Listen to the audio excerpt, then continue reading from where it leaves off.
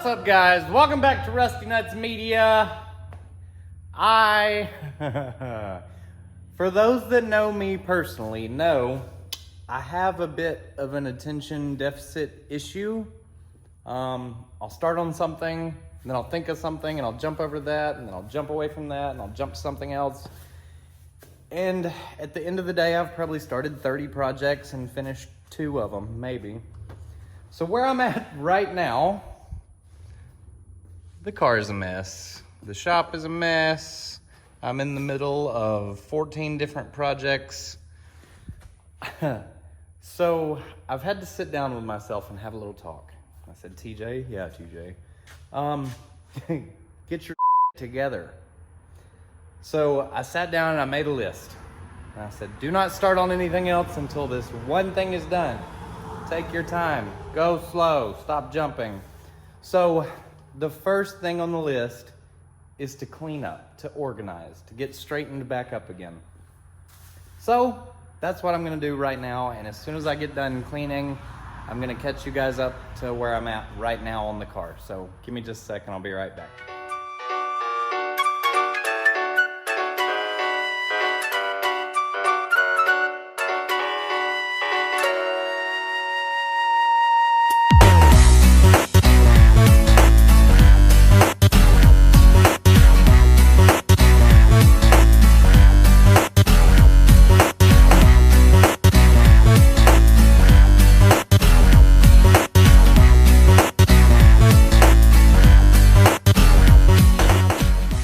Much better. Much better. Oh yeah, I can work with that. All right, now before I get on to my next task, I'm gonna catch you guys up to where I'm at right now. So I've been working on the car this past weekend, over the past week. The fuel lines are done. They run from the tank to a filter, up here into the rail, out of the rail into the regulator. I made this little L bracket for the regulator to sit right there. Out of the regulator, back to the back of the tank.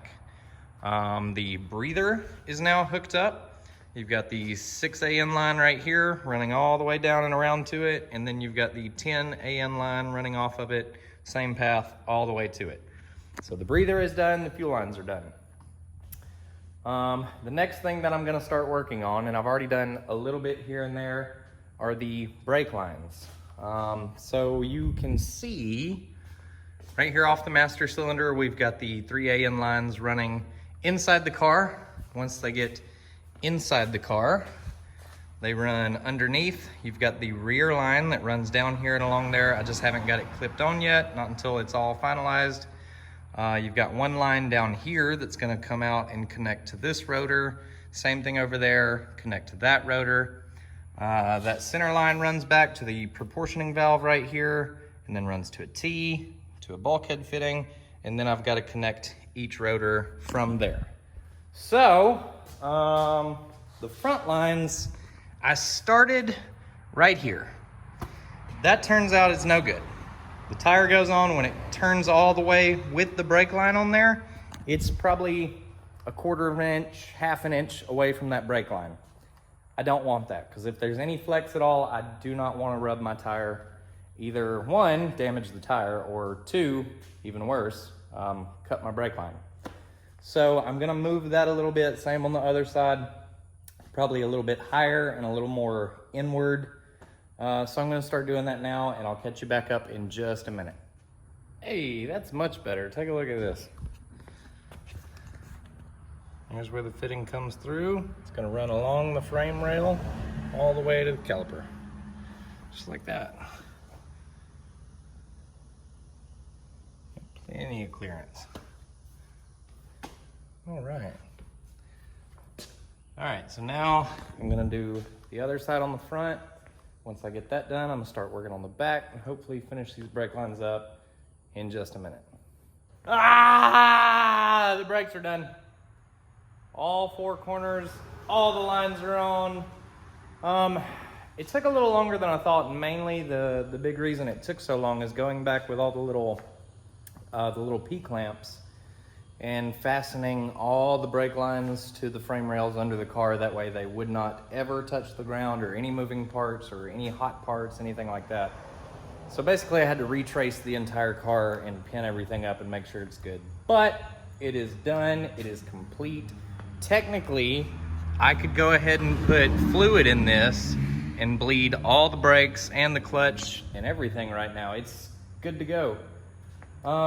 So I think the next thing I'm gonna do, before I do that, the next thing I'm gonna do, I've got it on my list, I'm going by my list. I'm gonna start mounting the power steering tank in the back and start running the lines for that. And basically I can go ahead and mount this. I've made this little bracket out of the factory bracket that was on it. I've made it to where I can bolt it to the floor in the back of the car. None of the motor or anything is going to be touching the car, but it will be securely mounted to the back, 3 separate points. And I can go ahead and do the wiring for this, run it to the distribution blocks, and then my signal wire to the, I'll just do it up to the dash right now because I haven't put in the gauges and switches yet. So I can go ahead and do that. And then the return line, I can go ahead and hook up the return line. The only line I'm missing for this is the high pressure power steering line. It has not come in yet. So that'll be the only thing I'm waiting on for that, and hooking it up to the switch. So I'm gonna go ahead and do that right now, and I'll follow up with you in just a minute. All right, I think I'm gonna call it for tonight. I actually abided by my list, like I said I was gonna do. The power steering pump is mounted in the back of the car, no issues there. All the fittings are in the power steering rack. Everything's ready to go. All I have to do is get the lines and run the lines whichever way I want to run them. But that is there. The only other thing I need to do is run the wires up front behind the dash to the gauge panel that's going to be right here. And just a little spoiler alert for that. I did a little more work on it, and I think it came out pretty good. There it is. And I know these little race car switches, these little airplane switches, they might be a little ricer, but I gotta say, I freaking love them. It's the first time I ever used the little protector flip up style switches like that, and they really look pretty cool. Anywho, so moving forward with the car, we're gonna get the power steering done. We're gonna start filling it up with fluids here and there. Before we put oil in it, I think Thursday of this week, so 2 days from now, the upgraded cams should be here. So currently I have Real Tune Stage 2 camshafts in this engine. He has done some Stage 3 billet camshafts, so we'll have those going in. We'll take out the Stage 2, throw in the Stage 3, get everything ready to go. Also, currently in this engine is 900cc injectors.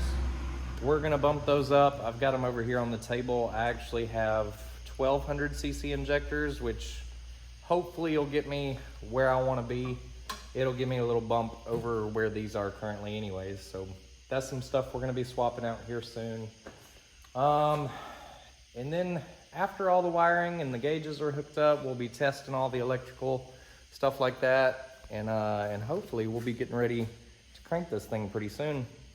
The only big ticket item we're waiting on to get here right now is the turbo manifold. Once it gets here, we can throw it on. We've got the turbo ready to throw it on, the wastegate, all that stuff. The only thing we'll need to fab up is the exhaust, which I'm thinking right now fender exit. We're gonna see how that works out. We're gonna check the routing once it gets here, but other than that, we are trying to hit 1,000 subscribers in the next month or two. So if you could just go ahead and go down there, hit subscribe button, like this video if you liked it, leave a comment for us, let us know what you want to see. You might see a little more ATSV on the track, who knows?